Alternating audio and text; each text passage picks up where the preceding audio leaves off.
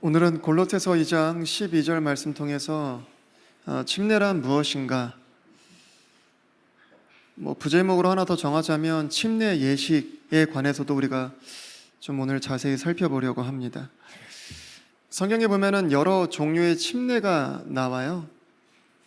그런데 오늘은 그 모든 침례에 대한 부분을 다 살펴보려고 하는 것은 아니고, 오늘 오후에 우리가 이제 행할 어떤 침례 예식을 앞두고 그 침례 예식을 좀 중점으로 이렇게 좀 살펴보려고 합니다.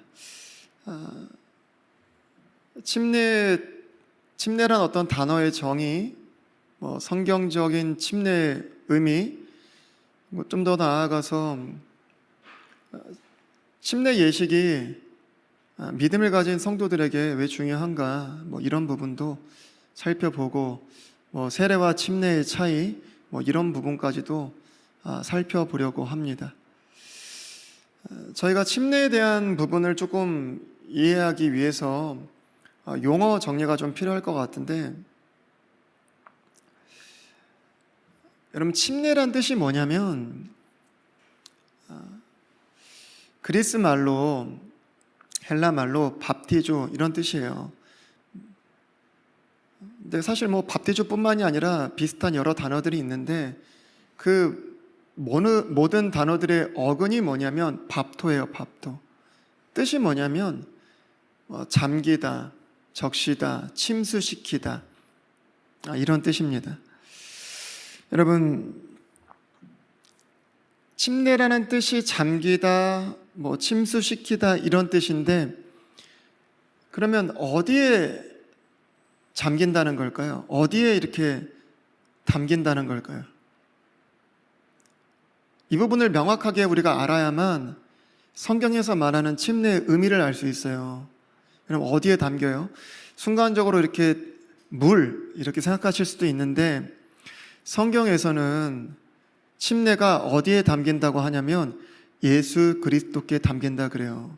로마서 6장 3절에 보면은 예수 그리스도 안으로 침례를 받은 우리가, 그러니까 이거를 좀 전에 침례라는 뜻으로 다시 말씀드리면 예수 그리스도 안으로 잠긴 우리가, 이렇게 되는 거죠. 침수당한 우리가, 이렇게도 표현할 수 있고, 이 침례의 모형으로 주님께서 구약에 두 가지 사건을 허락해 주셨는데, 첫 번째가 뭐예요? 방주 사건이고, 두 번째가 홍해 사건이에요. 하나씩 살펴보겠습니다. 우리 베드로전서 3장 20절, 21절 다 같이 한번 보겠습니다. 이 영들은 노아의 날들의 방주를 예비하는 동안 곧 하나님께서 한번 오래 참고 기다리실 때에 불순종하던 자들이라. 방주 안에서 물로 말미암아 구원받은 자가 몇 안 되니 곧 8혼이라. 그 일과 동일한 모형 곧 침례가 예수 그리스도의 부활로 말미암아 이제 또한 우리를 구원하나니, 이것은 육체의 더러운 것을 제거하는 것이 아니요 선한 양심이 하나님을 향하여 응답하는 것이니라. 여러분, 죄가 세상에 관영하자 하나님께서 세상을 심판해야 되겠다 하고 심판의 방법으로 물을 선택하셨어요. 그래서 땅에서 물이 솟아오르고 하늘에서 물이 터져 나오고, 그래서 하나님이 물로 온 세상을 다 쓸어버리셨습니다. 근데 그럼에도 불구하고 그 물 심판 가운데 노아의 가족들 8혼이 구원을 받았어요. 그들이 어떻게 물 심판 가운데서 또 살아날 수 있었죠? 어떻게 구원받을 수 있었죠? 방주죠, 방주. 여러분, 그 20절에 보면은 조금 표현이 약간 의아하실 수도 있는 부분이 있죠. 물로 말미암아 구원받았다. 무슨 뜻이에요, 이게? 이 단어의 어떤 의미를 정확하게 살펴보면 이게 그냥 단순하게 이렇게 지금 우리가 보기에는 마치 물 자체가 구원의 수단처럼 보이잖아요. 물로 말미암아 구원받았다고 하니까 물 자체가 수단처럼 보이는데, 단어의 의미를 정확하게 살펴보면은 물을 통과하여 구원받았다, 그런 말이에요. 물이라는 심판을 통과함으로 말미암아 구원받았다, 그런 의미입니다. 이게 다시 돌아와서 어떻게 그 물 심판 가운데 구원받았다고요? 이 8혼이? 방주 안에 있었기 때문에 그래요. 온 세상을 집어삼킨 그 물의 심판 가운데서도 방주 안에 있던 8호는 구원받았어요. 여러분, 이 방주가 누구를 예표하죠? 훌륭하십니다. 자, 이쯤 되면 돼요. 이 정도만 되면 돼요. 자, 두 번째 홍해 사건 볼게요. 고린도전서 10장 1절 2절 보겠습니다. 또한 형제들아, 나는 이것을 너희가 모르기를 원치 아니하노니 곧 우리 조상들이 다 구름 아래에 있고 모두 바다를 지나가며 모두가 구름과 바다 속에서 모세에게로 침례를 받고,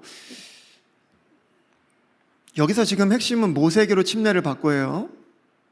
아까 좀 전에 방주 사건의 핵심이 어디에 있어요? 구원이 어디에 있어요? 방주에 있잖아요. 그 방주는 예수 그리스도를 예표합니다. 지금 여기서도 핵심은 모세에게로 침례를 받은 거예요. 대부분 이 말씀 이렇게 보시면 사람들이 아, 맞아, 그때도 홍해를 지나면서 뭐 침례를 받았지 정도만 기억하시는데, 분명히 뭐라고요? 모세에게로 침례를 받았다고 하잖아요. 여기가 포인트예요. 여러분, 이집트에서 탈출한 이스라엘 백성들이 갈라진 홍해를 건너갑니다. 근데 홍해를 건너려고 시도했던 자들은 이스라엘만 있었던 건 아니에요. 그들을 추격했던 파라오와 이집트 군대도 있었죠. 근데 그들은 홍해를 건너지 못했어요. 그들은 그 물속에 다 수장됐습니다. 그 물의 심판을 이겨내지 못했어요. 다 죽어버렸어요.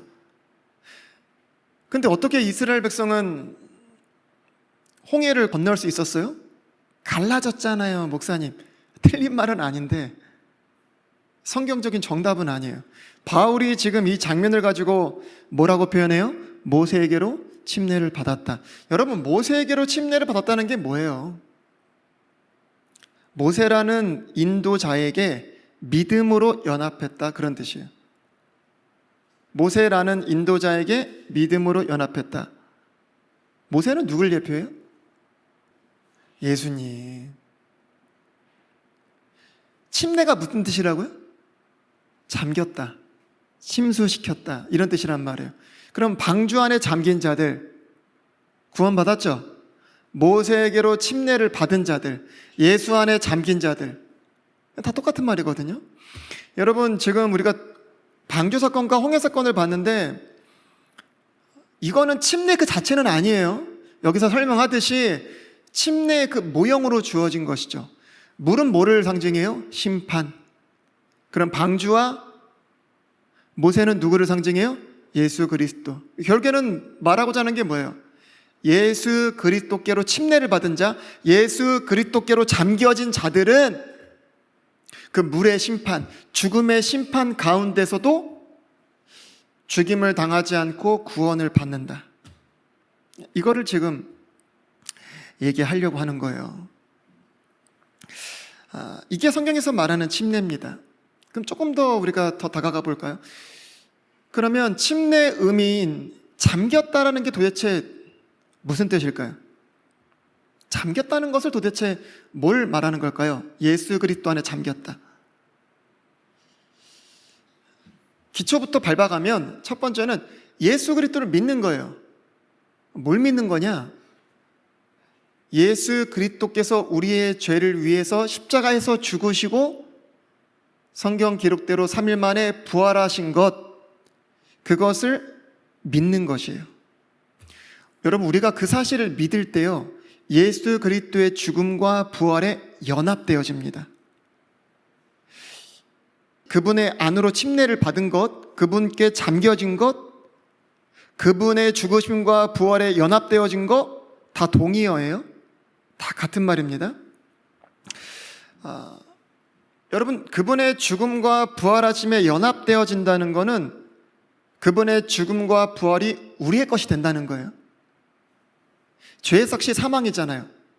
근데 그 사망의 값을 지불한 그 죽음이 우리의 것이 되고 그 새 생명으로 부활하신 부활이 우리의 것이 된다, 그런 의미입니다. 요거를 말씀 안에 잘 녹아져 표현한 부분이 로마서 6장 3절 5절이에요. 예수 그리스도 안으로 침례를 받은 우리가 다 그분의 죽음 안으로 침례를 받은 줄을 너희가 알지 못하느냐? 그러므로 우리가 죽음 안으로 침례를 받아 그분과 함께 묻혔나니 이것은 그리스도께서 아버지의 영광을 힘입어 죽은 자들로부터 일으켜진 것 같이 우리도 생명의 새로움 속에서 걷게 하려 함이라. 만일 우리가 그분의 죽음과 같은 모양으로 함께 심겼으면 또한 그분의 부활과 같은 모양으로 되리라. 오늘 본문 말씀 하나 더 읽어볼게요. 너희가 침례 안으로 그분과 함께 묻혔고 그분을 죽은 자들로부터 살리신 하나님의 활동에 대한 믿음을 통해 침례 안에서 또한 그분과 함께 일어났느니라. 여러분, 성경 안에서 말하는 침례의 의미 더 이상 설명 필요 없죠. 충분히 다 잘 아시겠죠? 여러분, 이 침례를요, 보이는 복음으로써 저희에게 행하도록 명령을 주셨는데 그게 뭐예요? 저희 믿는 신자들이 받는 침례 예식, 물침례입니다. 여러분, 이 침례 예식은요, 주님께서 주의 만찬과 더불어서 교회에게 유일하게 주신 지상 명령이에요. 우리 마태복음 28장 19절, 20절 말씀 보겠습니다. 그러므로 너희는 가서 모든 민족들을 가르치고 아버지와 아들과 성령의 이름으로 그들에게 침례를 주며 무엇이든지 내가 너희에게 명령한 모든 것을 그들에게 가르쳐 지키게 하라. 보라, 내가 세상의 끝까지 항상 너희와 함께 있느니라 하시니라. 아멘. 여러분, 침례라는 거는 선택이 아니에요. 주님의 명령입니다. 우리가 복음 전하는 거 잘하죠, 저희 교회. 참 주님의 지상 명령이다, 가장 귀한 명령이다, 이렇게 하면서 가장 잘합니다. 근데 또 한 가지 우리가 잘해야 되는 게 뭐예요? 침례해 주는 겁니다. 그 지상 명령에 포함이 되어 있는 겁니다. 또 한 가지 뭐예요? 가르쳐 지키게 해야 됩니다. 그런 부분에서 침례를 행하는 것은 순종의 열매예요. 선택이 아닙니다. 여러분, 이 침례 예식을 우리가 행할 때요, 우리가 지금까지 살펴봤던 침례 예식의 성경적 의미 있죠. 그 의미가 침례 예식 가운데 온전히 다 드러나요. 몇 가지 사례를 조금 살펴보려고 하는데 사도행전 8장 36절 39절입니다. 그들이 계속해서 길을 가다가 어떤 물의 이름에 내시가 이르되 보라, 여기에 물이 있으니 무엇이 내가 침례를 받는 것을 방해하려 하매 빌립이 이르되 만일 그대가 마음을 다하여 믿으면 받을 수 있느니라 하니 그가 응답하여 이르되 예수 그리스도께서 하나님의 아들이심을 내가 믿노라 하니라. 그가 명령하여 병거를 멈추게 한 뒤 빌립과 내시가 둘 다 물속으로 내려가니 그가 내시에게 침례를 주니라. 그들이 물속에서 나와 올라올 때에 주의 영께서 빌립을 채워가심으로 내시는 그를 더 이상 보지 못하더라. 내시는 기뻐하며 자기 길을 가되. 여러분, 빌립이요, 에디오피아 내시에게 복음을 전했어요. 그 복음을 듣고 내시가 어떻게 해요? 믿겠습니다 하고 마음을 다해서 믿고 구원을 받았습니다. 그리고 나서 여러분 37절에 지금 보면은 침례 받을 수 있는 조건이 여기 나와 있는 거예요. 그렇죠? 그럼 침례는 누가 받아요? 이 에디오피아 내시처럼 복음을 듣고 마음을 다해서 믿은 사람이 받을 수 있는 거예요. 사실 저도 이렇게 6개월 교회를 다니고 학습을 받았어요. 그리고 또 6개월이 지나서 세례를 받았습니다. 제가 처음 받았던 세례가 중학교쯤. 보통 이 교회들은 한 6개월 정도 출석하고 학습을 시킨 다음에 보통 이제 6개월 지나서 세례를 주는데 이게 성경적인 건 아니에요. 아무래도 좀 더 안전하고 확실하게 이렇게 하려고 하는 의도가 다분히 보이지만 성경적인 것은 아니다. 왜냐하면 여기에 나와 있듯이 복음을 전했는데 그 사람이 마음으로 믿고 받으면 어떻게 해요? 그 자리에서 즉시로 줄 수 있는 것이 침례예요. 그런 부분에서 사실 저희가 이제 바닷가나 강가 근처에서 전도하다가 믿고 또 침례를 바로 받겠다고 하는 사람이 생겨서 침례를 주는 일이 있으면 참 좋겠다, 그런 생각도 사실 말씀을 준비하면서 했습니다. 그렇잖아요. 에디오피아 내시가 이사야 말씀을 읽고 있었는데 거기서 말씀하고 있는 분이 바로 예수 그리스도란 사실, 예수 그리스도의 오심과 또 다시 오심, 또 주님께서 승천하시기 전에 지상 명령으로 주신 말씀들을 이렇게 전하지 않았겠어요? 그러는 가운데 당연히 우리가 좀 전에 읽었던 마태복음 28장 같은 그러한 명령을 또 이야기했겠죠. 그런 가운데 그러면 내가 침례를 받겠다라고 하지 않았겠어요? 우리가 또 복음을 증거하는 가운데 단순하게 구원의 복음만 전할 때도 있지만 때로는 예수님께서 다시 오시는 것, 그리고 우리가 부활하는 것까지도 복음을 전할 때가 있잖아요. 또 성경 공부하는 것, 기도하는 방법, 그렇게 자세히 복음을 전할 때도 많이 있거든요.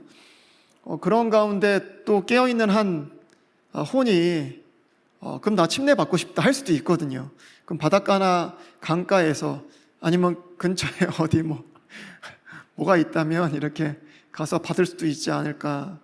너무 좋을 것 같아요, 그러면 사실. 그리고 사실 또 한 가지 발견할 수 있는 부분이 뭐냐면 구원과 침례는 하등의 관계가 없어요. 왜냐면은 침례는 구원의 조건이 아니잖아요. 왜냐하면 에디오피아 내시가 여러분 마음으로 믿어 의에 이르고, 이 말씀 아시죠? 먼저 마음을 다해서 믿은 겁니다. 구원을 받은 거예요. 그 다음에 침례를 받은 겁니다. 이 순서에 주의를 가져야 돼요. 아무튼 다시 돌아와서 이 빌립이 에디오피아 내시에게 복음을 전하고 그가 복음을 믿고 어떻게 해요? 구원을 받은 뒤에 그가 나 침례 받고 싶다 할 때에 어떻게 해요? 침례를 주었어요. 근데 침례를 주는 방식에 우리가 집중하려고 하는 건데 어떻게 해요? 물에 내려가서 물속에 잠겼다가 어떻게 해요? 물속에서 올라왔습니다. 제가 좀 전에 뭐라고 말씀드렸어요? 이 사례를 소개하기 전에 주님께서 그 침례라는 의미를 보이는 복음으로써 우리에게 예식으로서 행하게 명령을 주셨단 말이에요. 그래서 그 침례 예식을 자세히 들여다보면 우리가 앞서 살펴봤던 예수 그리스도에게 잠겼다가 다시 부활하는 그 복음의 의미가 잘 담겨져 보여진단 말이에요. 지금 에디오피아 내시가 물속에서 침례를 받는 부분에서 또 그 부분이 잘 보여지죠. 예수님도 똑같은 침례를 받으셨어요. 마태복음 3장 16절 앞부분에 보면 예수님께서 침례를 받으시고 곧바로 물속에서 올라오실 때에 똑같은 침례거든요. 그러니까 저희는 이 침례 예식을 행할 때 침례의 모형으로 주어졌던 방주 사건, 홍해 사건, 그리스도 안으로 잠김으로 말미암아 주님의 죽음과 부활하심을 경험하고 체험하게 되는 거예요. 이해가 되시죠? 이러한 부분에서 세례는요, 이 침례의 의미를 보여줄 수 있어요? 없어요? 없단 말이에요. 여기 지금 세례를 받으신 분들도 계세요. 저도 물론 받았던 사람이고. 여러분, 우리가 하나님의 말씀을 듣다 보면은 자기의 경험과 체험과 자기의 생각과 항상 부딪히게 되어 있습니다. 항상 하나님의 생각은 우리의 생각과는 전혀 다르다고 말씀하셨어요. 하늘과 땅 차이, 그 이상의 차이예요. 근데 그 말씀이 부딪힐 때마다 하나님 말씀 앞에 우리가 굴복이 되어야 됩니다. 내가 경험하고 체험했던 것이 앞서지면 안 돼요. 그러니까 베드로도 얘기하지 않습니까? 자신은 예수님의 변모한 모습을 직접 봤던 사람이에요. 그 누구보다 기적과 능력과 체험을 가장 많이 했던 사람이 베드로예요. 그럼에도 불구하고 우리에게 더 확실한 대언의 말씀이 있다고 그 말씀을 강조하거든요. 우리의 자세가 사실 그래야 됩니다. 천국과 지옥 갔다 온 사람들 그 간증이 어마어마해요. 또 그 파워를 받은 사람들도 칭송합니다. 그러나 성경적으로 맞지 않아요. 그럼에도 불구하고 많은 사람들이요, 천국과 지옥의 간증을 주장하고요, 또 그 내용을 보면 성경하고 전혀 맞지 않는 부분이 너무 많음에도 불구하고 그걸 신뢰합니다.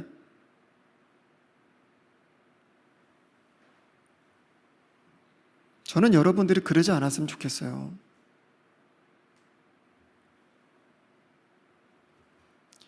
여러분, 가계에 흐르는 저주라는 건 없어요.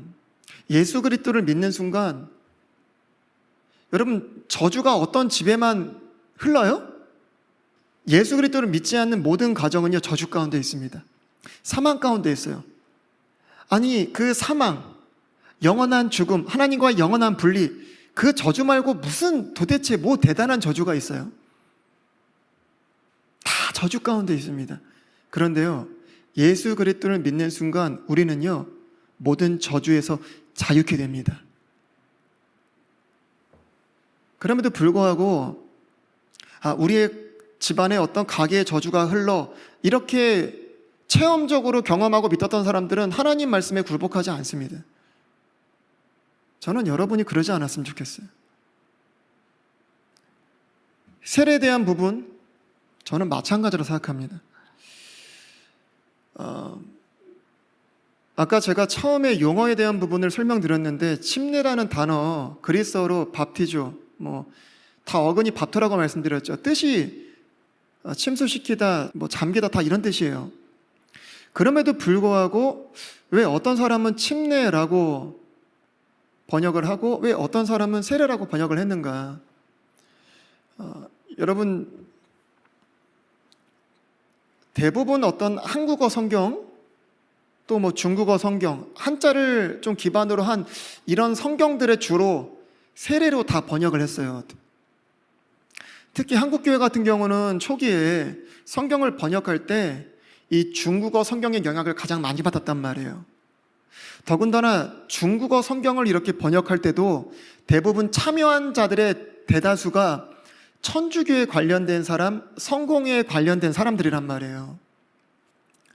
그렇기 때문에 아무래도 그들은 유아 세례를 했잖아요. 그러니까 성경을 번역하는 데 있어서 유아 세례란 어떤 교리적인 그러한 부분에 영향을 많이 받아 번역을 했거든요. 그렇기 때문에 이렇게 세례로 번역을 하게 된 거예요. 근데 대부분의 영어 성경은 이 밥티조라는 그리스어를 음역을 했어요. 베프티즘이라고. 밥티즘, 베프티즘 이렇게 다 음역을 했어요. 침수시키다, 담그다 이러한 뜻 자체를 어떻게 보면 잘 보존하고 있다라고 볼 수 있는 거예요. 여러분, 세례라는 뜻 자체가 뭐예요? 영어의 뜻 자체가 씻을 새잖아요. 세차, 세수 하듯이 씻을 세자에 예도 예자예요.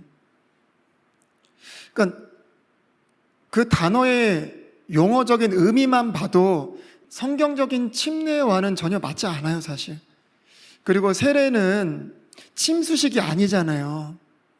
물을 손가락에 이렇게 묻혀서 이렇게 머리에 뿌리는 행위를 한단 말이에요. 그러니까 그 세례의 의미나 행하는 행위 자체의 의미도 성경적인 침례와는 사실 맞지를 않아요. 성경에서 말하는 침례의 의미, 그 의미는 침례 예시 가운데서만 사실 명확히 나타내 보여질 수 있는 부분입니다. 여러분, 주님께서요, 이 침례 예식을 통해 보여주시고자 하신 게 뭐예요? 예수 그리스도의 죽음과 부활에 연합되어지는 거예요. 그러니까 예수님께서 이 침례 예식을 통해서 우리에게 정말 보여주시고자 한 거, 그게 예수 그리스도의 죽음과 부활에 연합되어지는 겁니다. 잠겨지는 거.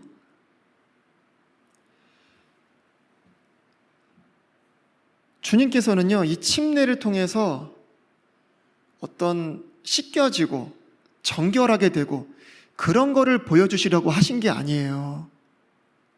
근데 세례는, 그러니까 세례를 주장하는 많은 사람들이 하는 얘기가 뭐냐면, 침례는 그리스도의 죽음과 부활에 연합되어지는 이런 것을 나타내는 거고, 세례는 씻겨지고 정결하게 되는 그런 부분을 강조하는 것 뿐이다.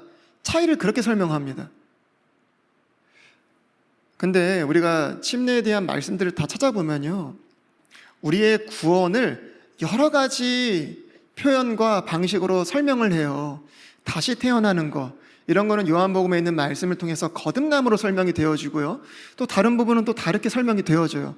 근데 주님께서 침례의식을 명한 게 있단 말이에요. 주의 만찬을 명한 게 있단 말이에요. 침례의식을 명한 이유가 뭐라고요? 예수 그리스도의 죽음과 부활에 연합되어진 거. 그리스도의 그 몸으로 연합되어진 거. 주님과 내가 하나가 된 거. 이거를 나타내 보이려고 침례를 명하신 거란 말이에요. 뭐 씻어지고 정결하게 되고 그거를 나타내 보이시려고 한 게 아니라, 근데 세례가 나타내 보이는 것은 뭐예요? 뭐 씻고 정결하게 되고 그런 거를 나타내는 거란 말이에요. 여러분, 베드로전서 3장 21절에 보면요, 그래서 이 침례에 대해서 설명하면서 분명하게 그 차이를 명확하게 설명해줘요. 나눕니다.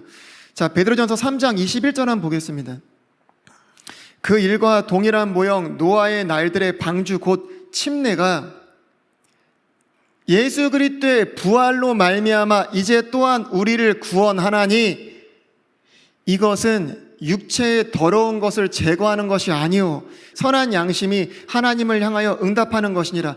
제가 지금 이 말씀을 자세히 이렇게 강의하는 건 아니기 때문에 자세히 다루지는 않지만, 침례라는 게 자체가 뭐예요? 어떤 물로 말미암아 씻어지고 정결하게 되는 그런 거를 나타내는 게 아니란 말이에요. 예수님의 죽음과 부활하심에 그 연합되어지는 그 믿음의 응답이 이 침례란 말이에요. 근데 그럼에도 불구하고 왜 세례라는 것이 등장이 되었는가? 원래 여러분 맨 처음 초기에는 다 침례밖에 없어요. 예수님도 그 침례를 받으셨고 초대교회 모든 사도들도 그 침례를 행했고 에디오피아 내시도 그 침례를 받았고, 여러분 초창기 때는요 이 침례 말고는 없었어요. 근데 갑자기 왜 세례라는 것이 등장하게 됐습니까? 여러 가지 이유가 있지만 그냥 제가 딱 한 가지만 핵심적으로 말씀드리면 편리함이에요. 편리함. 처음에는 거동이 불편한 사람들, 또 임종을 앞두고 있는 사람들은 물속에 가기 어렵잖아요. 야, 물에 가기 어렵다면 물을 가지고 오자. 그래서 양동이 큰 데다가 물을 이렇게 받아가지고 온 거예요. 그래서 침대에 누워있는 사람이 갖다 물을 받다 셀이 부어버린 거예요. 근데 중요한 건 그 물의 양도 많잖아요. 또 그 물의 양을 어느 정도 해야 되냐. 여러 가지 그런 의견들이 계속 나오다 보니까 점점 그런 형식들이 간소화되면서 나중에는 그냥 이렇게 손에 그냥 이렇게 찍어서 바르는 지경까지 사실 오게 된 겁니다. 여러분, 저는 마귀가 사용하는 방법 중에 한 가지 강력한 방법이 뭐냐면 편리함이에요. 편리함. 여러분, 구약에서 많은 왕들이 산당을 없애지 못했어요. 종교 개혁을 일으키는 가운데서도 산당을 잘 없애지 못했습니다. 왜 그런 줄 아세요? 편리함 때문이에요. 산당이 주는 편리함 때문이에요. 이 편리함에는요, 뭐도 속해 있냐면 자기만의 방식도 들어가 있어요. 자기만의 방식으로 자기 편한 대로 드리는 제사? 그래서 산당이 참 종교개혁을 하는 가운데서도 없애기가 어려웠던 이유 중에 한 가지입니다. 여러분, 요즘도 보면요, 우리 성도들 안에 가장 편리함의 대명사라고 하면 뭘까요? 핸드폰. 여러분, 그거 없이 살 수 있어요? 나 핸드폰 없이 살 수 있다. 나 투지폰으로 바꿔도 살 수 있다. 그런 분 계세요? 여러분, 유튜브 없이 살 수 있어요? 없으면 없다고 말씀을 하세요. 시원하게. 유튜브 없이 살 수 있냐고요, 여러분. 다시 우리 성도님들 핸드폰 번호 머리로 외워가지고 수첩에 적어서 살 수 있어요? 너무 편리하죠? 화장실에 가서도 손에서 못 놓고, 똥 쌀 때도 못 놓고, 잠잘 때도 못 놓고. 딱히 필요한 거 없는데도 핸드폰 켜서 봐야 되고 못 견디죠. 기가 막힌 거예요. 이 편리함이 주는 게 얼마나 큰지 몰라요. 이제 친구 안 만나도 돼요. 밖에 나가서 애들 집에 뭐 앉아가지고 컴퓨터 앞에 앉고 인터넷 켜고 뭐 다 할 수 있는데 뭐. 그러니까 애들 사회성이 어디 있어요? 사회성이 없어요. 옛날에는 놀이터 가서 놀아야 돼. 거기서 싸워도 지지고 볶고 해도 어떻게든 놀려면 그 안에 용서를 구하고 하나 될 수 있는 방법을 강구해야 돼요. 거기서 사회성이 나와요. 지혜가 나오고. 뭐 그럴 필요가 없는 거예요. 여러분 요즘 보면 온라인 예배다 뭐다 얼마나 시끄러워요. 예? 자꾸 편해지는 거예요. 온라인 예배다 뭐다. 물론 멀리 계신 선교사님들 뭐 아파서 병상에 계신 분들 이런 분들 온라인 예배 방송 유익할 수 있습니다. 저 부정하는 게 아니에요. 근데 그런 것들을 빌미로 어떻게 해요? 여러분 코로나 팬데믹 이후에 온라인 예배 드리는 사람 얼마나 많은지 여러분 상상도 못하실 정도의 수치예요. 어마어마하게 많습니다. 말로도 할 수 없어요. 그러한 편리함은요, 저는 많은 부분에 지금 교회 안에서 또 그 악영향을 미치고 있는데 저는 그 중에 하나도 주의 만찬이 있다고 생각합니다. 최근에 한 청년이 어떤 젊은 유명한 목회자에게 이런 질문을 했어요. 인터넷 안에서. 목사님, 근데 도대체 왜 주의 만찬은 왜 그렇게 맛없는 빵으로 해야 됩니까? 여러분 뭐라고 대답하시겠어요? 깜짝 놀라실 거예요. 준비하세요. 그 목사님 뭐라고 하신지 아세요? 그래서 저에게는 맛있는 빵으로 합니다. 그런 교회가 거기 한 군데일까요? 실제로 맛있는 빵으로 많이 하죠. 여러분 맛있는 빵으로 하면 죄가 없으신 흠이 없으신 예수 그리스도의 그 몸을 나타낼 수 있을까요, 여러분? 목사님 참 깐깐하네. 깐깐해. 아니 뭐 그렇게까지요. 의미만 가지고 있으면 되지. 여러분 다 그렇게 생각하시지 않으세요? 침례든 세례든 뭐 의미가 중요하지. 그런 게 뭐가 중요해요, 목사님? 그냥 의미가 중요하지. 맛있는 빵을 먹더라도 내가 예수님의 몸을 생각하고 맛있는 뭐 달달한 포도 주스를 마시더라도 예수님의 피를 생각하면 되지요. 여러분 형식이라는 것 자체가 의미를 대체할 수는 없어요. 의미 없는 형식도 많죠. 그런데요, 명확한 형식은요, 명확한 의미를 더욱 분명하게 드러내게 한다는 사실을 기억해야 됩니다. 또한 의미가 변질될 수 있는 부분을 막아주는 울타리 역할도 해요. 여러분 만약에요, 형식이 다 무너져 버리잖아요. 형식이 있을 때는 잃어버렸던 의미를 다시 찾을 수 있는 기회도 있어요. 근데 형식 자체가 다 무너져 버리면 나중에는요, 그 의미를 찾는 것조차도 어려워집니다. 또한 형식이 바뀌어져 버리잖아요. 그때는 의미도 180도 바뀌어질 수 있어요. 그래서 저는 이러한 부분에서 세례와 침례의 문제를 단순하게만 바라보지는 않아요. 그렇게 보여지지가 않아요. 또 실제 역사 가운데서도 이 문제는 단순한 문제로 이렇게 나타나지는 않았어요. 16세기 한참 이 종교개혁이 있을 당시에요.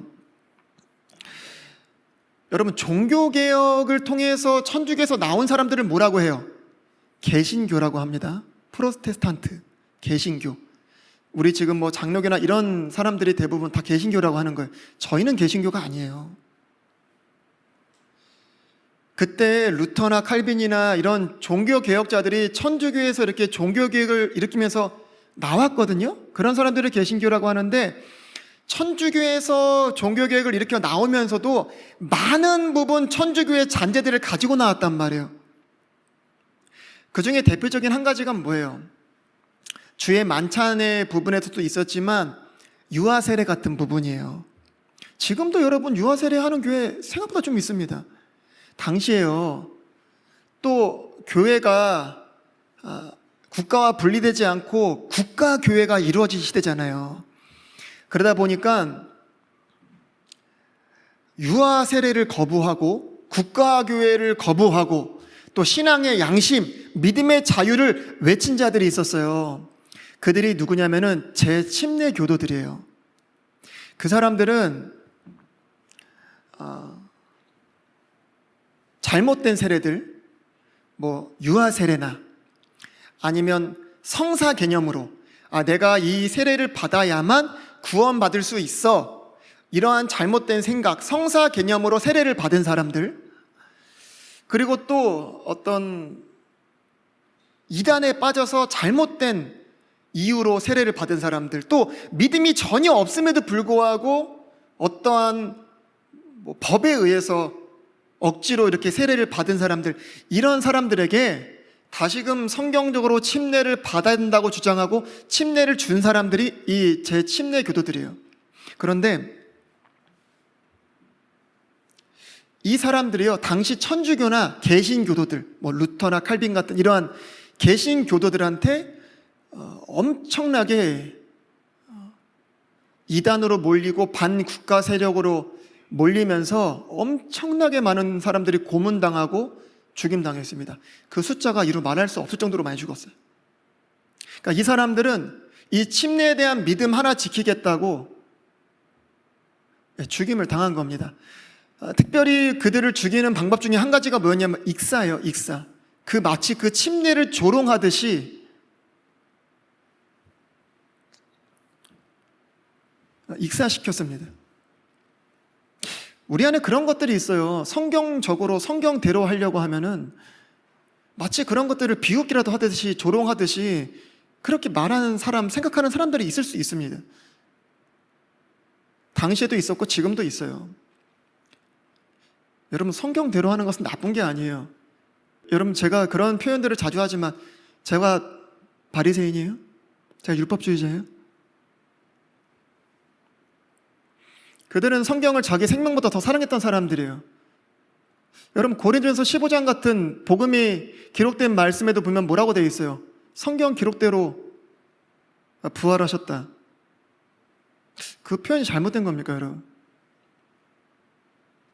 그들이 아무런 성경적인 근거도 없이 그렇게 행한 건 아니었어요. 사도행전 19장 1절부터 5절에 보면은 근거가 나와 있는데 다 같이 보겠습니다. 아볼로가 고린도에 있는 동안 바울이 위 지방대를 두루 다니고 에베소에 이르러 어떤 제자들을 만나 그들에게 이르되 너희가 믿은 이래로 성령님을 받은 적이 있느냐 하니 그들이 그에게 이르되 우리는 성령님이 계신다는 말도 들은 적이 없노라 하거늘 그가 그들에게 이르되 그러면 너희가 무슨 침례를 받았느냐 하니 그들이 이르되 요한의 침례라 하매 이에 바울이 이르되 참으로 요한이 회개의 침례로 침례를 주며 백성에게 말하여 그들이 자기 뒤에 오실 분 곧 그리스도 예수님을 믿어야 한다고 하였느니라 하거늘 그들이 이 말을 듣고 주 예수님의 이름으로 침례를 받으니라. 지금 요한의 침례가 잘못된 침례다 뭐 그런 얘기는 아니에요. 그럼에도 불구하고 온전하지 못했던 그런 침례를 받았고 또 주 예수 그리스도의 이름으로 말미암는 온전한 침례가 주어졌을 때 그들은 그것들을 기쁨으로 받고 또 그것이 성경적이라는 것이죠. 저희 가운데서도 행여 유아 세례 받았다, 나는 그것만 됐다라고 생각하시거나 나는 어떤 성사적인 개념으로 나는 구원받기 위해서 내가 세례를 받았다, 아니면 이단에서 잘못된 부분으로 받았다라고 하시는 분들은 다시 받으시면 됩니다. 성경적인 침례를 다시 받으시면 돼요. 그러나 잘못된 세례가 아닌 또 여기 계신 많은 분들은 예수 그리스도의 이름으로 성부와 성자와 성령의 이름으로 세례를 받으셨어요. 이제 그런 분들은 잘못된 세례로 보기는 어렵죠. 그런 분들은 각자 신앙의 양심과 개인적인 믿음에 따라 받으시면 돼요. 근데 행여 이제 갈등하시는 분들도 계실 수 있잖아요.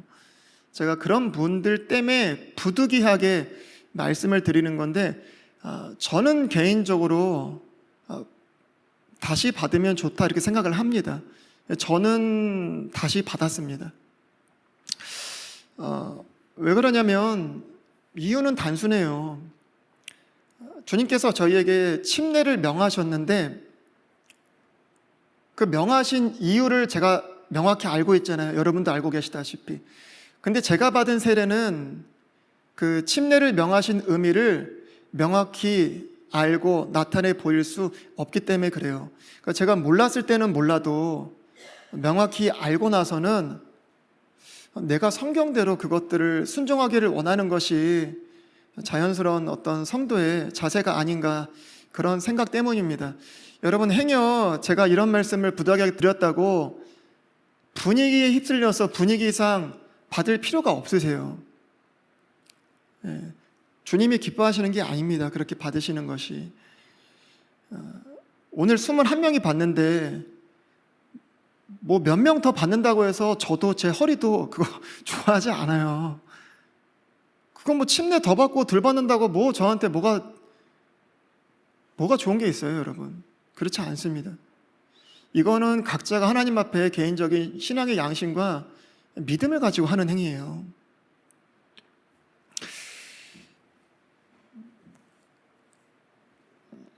근데 저는 이제 여러 가지 생각이 드는 거예요. 여러분, 저희 교회가 킹제임스 성경이 하나님의 완전하신 보존해 주신 말씀이라고 믿기 때문에 성경을 바꿨습니다. 여기 계신 분들 중에는 성경 바꾼 것에 대해서 크게 관심 없고 뭐 개역 성경이든 킹제임스 성경이든 뭐든 뭐 상관없다 이렇게 생각하시는 분이 계실 수도 있어요. 여러분, 성경이라는 것이 하나님의 말씀이라는 사실을 믿으세요? 사람이 썼잖아요. 그것도 오랜 시간 여러 세대에 걸쳐서 사람들이 썼잖아요. 사람들은 죄가 있고 불완전하고 연약하잖아요. 실수하잖아요. 그런데 이 성경이 하나님의 말씀인 거 믿으세요? 이거는 사람들이 믿는데 왜 그 불완전하고 연약한 사람을 통해서 하나님의 말씀이 보존될 수 있다는 사실을 믿지 못하는지를 모르겠어요. 하나님은 사람의 연약함, 실수, 죄 가운데서도 하나님의 뜻과 계획을 이루시는 것이 하나님의 섭리잖아요. 요셉의 형들의 그러한 잘못, 죄악 가운데서도 요셉을 향한 하나님의 계획이 일사천리로 이루어집니다. 마치 다 짜놓은 그림처럼요. 하나님의 말씀이 보존되는 것, 하나님이 사람을 통해서 기록하신 것만큼이라 하나님에게는 크게 어렵지 않은 일이에요.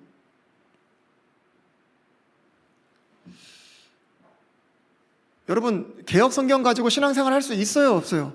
있어요. 구원받고 신앙생활 능히 할 수 있어요. 여러분, 킹제임스 성경 쓴다고 해서 신앙생활 더 잘하는 것 전 아니라고 생각합니다. 킹제임스 성경 쓰는 사람들 중에 개역 성경 쓰는 사람보다 신앙생활 못하는 사람 많아요. 개역 성경 쓰는 사람 중에 킹제임스 성경 쓰는 사람보다 신앙생활 잘하는 사람 많죠. 개역 성경 가지고 신앙생활 잘하는 사람 많아요. 왜 바꿨죠, 저희 근데?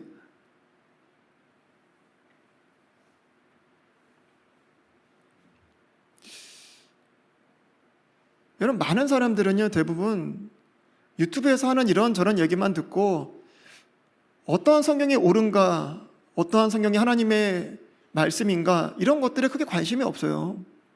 대조해보지도 않고 찾아보지도 않고 궁금해하지도 않습니다. 제가 말씀드렸다시피 사람을 통해서 기록된 게 완전한 하나님 말씀이라면 그 사람을 통해서 또 완전히 보존될 수 있다는 기본적인 이치 자체를 거부해버려요. 정상적인 그 이치의 생각을 갖고 있는 사람이라면 찾고 연구하게 돼 있거든요. 그런 사람을 발견하게 됩니다. 알게 되고 깨닫게 돼요. 여러분, 저는요, 킹제임스 성경이 하나님의 보존하신 성경이라고 제가 믿고 조금이라도 더 하나님의 완전하신 말씀을 우리가 손에 들고 신앙생활 하는 것이, 하나라도 더 순종하는 것이 옳기 때문에,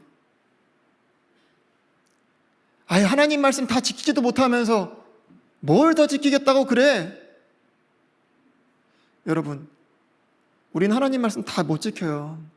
그러니까 예수님 믿는 거예요.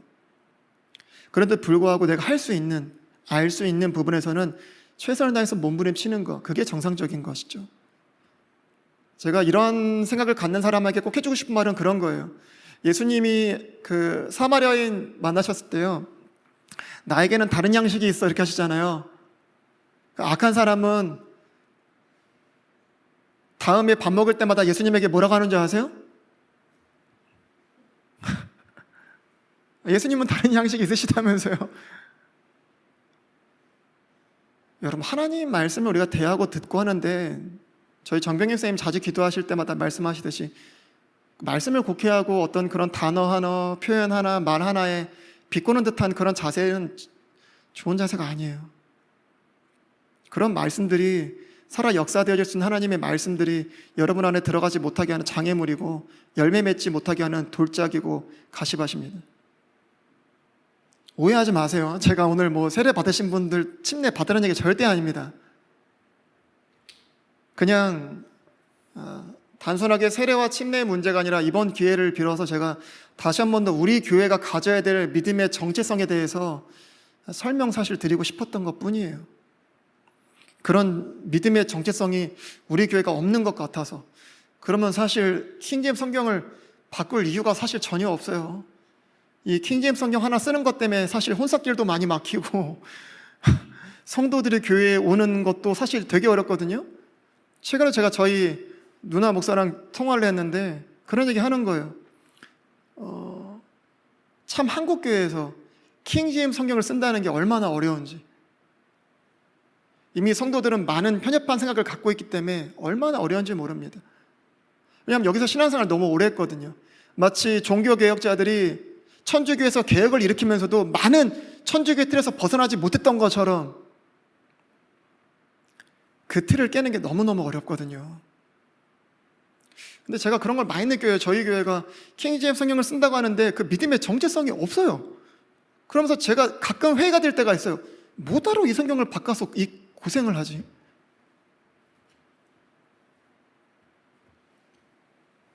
그럴 때 저는 저희 교회가 가장 불쌍한 교회라고 생각합니다. 하나님의 말씀에 대한 믿음에 대한 성경을 바꾼 것에 대한 정체성도 없는데 왜 바꿨나? 제가 말씀을 정리할게요. 여러분, 침례는요, 예수 그리스도께 잠기는 거예요. 그분의 죽음과 부활에 연합하는 겁니다.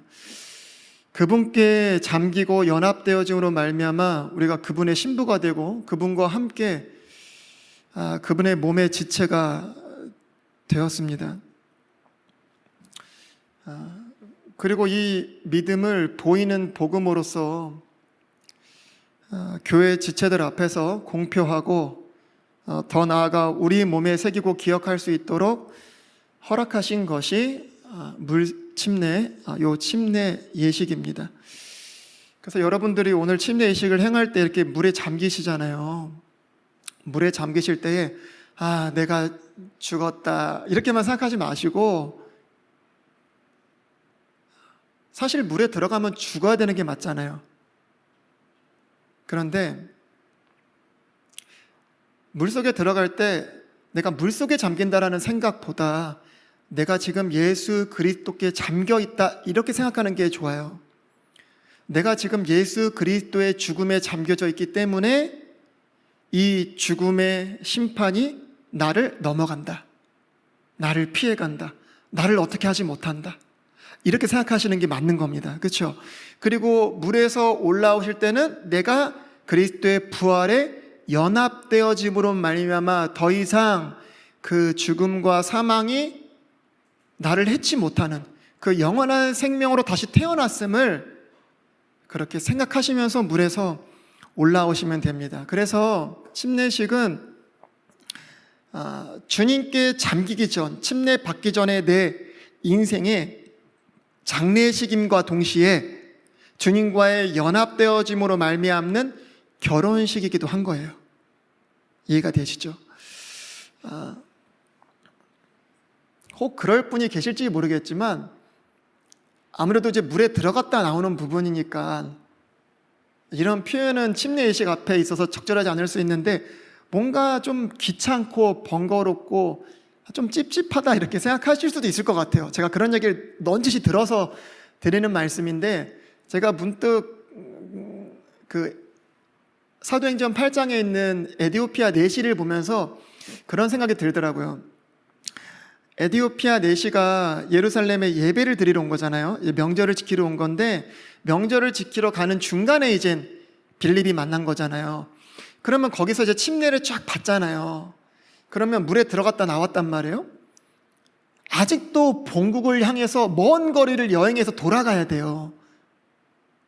찝찝할까요? 안 찝찝할까요? 우리는 당장에 옷이라도 갈아입을 수 있어요. 아니, 물론 에디오피아 내시도 옷을 갈아입을 수도 있죠, 뭐 사실 뭐. 그런데 쉽지 않을 것 같아요. 그렇다면은 아마 그 젖은 상태로 이렇게 갈 거란 말이에요. 오랜 시간 동안. 근데 저는 에디오피아 내시가 성경에도 기뻐했다라고 기록되어 있지만 그 어떤 찝찝함과 축축함에 짜증나는 마음으로 간 게 아니라 그 은혜에 젖어 있음으로 말미암아 돌아가는 그 내내 기쁨 가운데 있었다, 사실. 그렇게 생각이 돼요. 그래서 사실 오늘 예식 가운데서도 그런 은혜에 젖어 있음이 가득했으면 좋겠어요. 오늘 바람이 한 4 정도 돼요. 날씨가 조금 추워요. 그래서 약간 추울 수 있어요. 성령의 바람이다, 이렇게 생각하시면서 시원하다 이렇게 생각하시면 좋을 것 같아요. 여러분, 제가 마지막으로 한 말씀만 더 드리고 싶은데 침례 예식이 얼마나 고귀하고 귀한 일이냐면요, 성경에 보면은 한 장소에 아버지 하나님, 아들 예수님, 성령님께서 다 이렇게 한 곳에 등장하는 곳이 몇 곳이나 될 것 같으세요? 하나님과 예수님과 성령님이 한 장소에 다 동시에 나타나시는 그런 말씀 구절이 성경에 얼마나 될 것 같으세요? 한 군데밖에 없어요. 예수님께서 침례 받고 올라오실 때 딱 한 군데밖에 없습니다. 마태복음 3장 16절 17절 한번 볼게요. 예수님께서 침례를 받으시고 곧바로 물속에서 올라오실 때에 보라, 하늘들이 그분께 열렸으며 또 하나님의 영께서 비둘기같이 내려와 자기 위에 내려앉는 것을 그분께서 보시더라. 보라, 하늘로부터 한 음성이 있어 이르시되 이 사람은 내 사랑하는 아들이요 내가 그를 매우 기뻐하노라 하시니라. 그렇죠. 이 침례 받는 예식이에요. 하나님, 예수님, 성령님께서 다 등장하세요. 이 장면은 단순한 침례 예식이 아니에요. 성부, 성자, 성령, 이 삼위 하나님께서 구속 사역의 시작을 공적으로 알리는 선언입니다, 사실.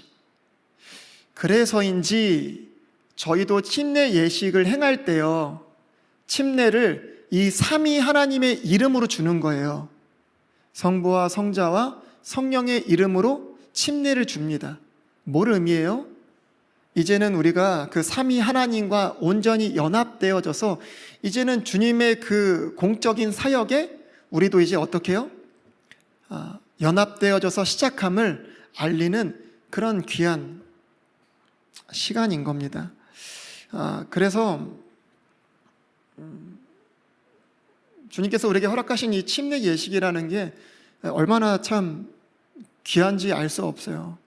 그래서 이런 귀한 침례 예식에 참여할 수 있도록 허락해 주신 주님 은혜에 정말 감사하면서 오늘 이 예식에 참여했으면 좋겠고, 침례를 받지 않으시는 분들도 다시 한 번 더 내 첫사랑, 첫 헌신 이런 것들이 회복이 되어지고 내가 처음 어떻게 구원을 받았는지 이런 감격과 기쁨들이 이렇게 조금 다시금 이렇게 나타날 수 있는 그런 은혜의 시간이 되면 좋겠다 생각이 됩니다.